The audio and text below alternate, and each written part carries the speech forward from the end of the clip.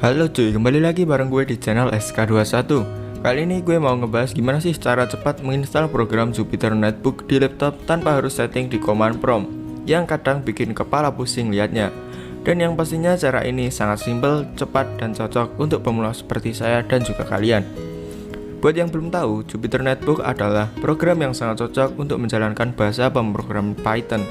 Jadi buat kalian yang ingin belajar Python, harusnya install ini di laptop. Nah, terus gimana cara install dan menjalankan Jupyter Notebook di laptop kalian? Oke, timbang kebanyakan basa-basi, langsung aja ke pembahasan. Tapi sebelum itu, gue minta untuk klik like dan subscribe terlebih dahulu agar channel ini bisa berkembang terus dan memberi manfaat bagi banyak orang. Jika sudah, saya ucapkan terima kasih yang sebesar-besarnya. Oke, di sini pertama-tama kalian harus mendownload Anaconda terlebih dahulu. Untuk link udah gue kasih di deskripsi, tinggal klik aja. Pastikan dulu kalian menggunakan Windows 32 bit atau 64 bit. Kemudian download Anacondanya sesuai dengan Windows kalian. Ukurannya sekitar 400an MB cuy. Jika udah download, langsung install aja. Ya seperti biasalah, install next itu. Nah, biasanya untuk penginstalan menghabiskan waktu yang cukup lama, sekitar 10-20 menit, tergantung dari spesifikasi laptop kalian cuy.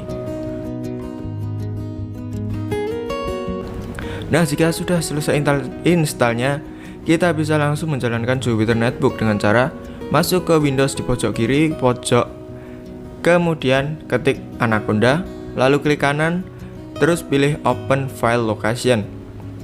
Nah, di sana ada deh shortcut Jupyter Notebook.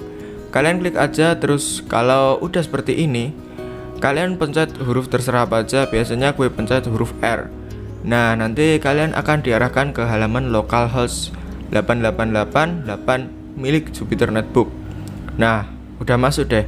Sekarang kalian bisa membuat script Python sesuka kalian, atau seperti notepad atau catatan lain lah bisa. Pokoknya di Jupyter Notebook ini sangat berguna sekali.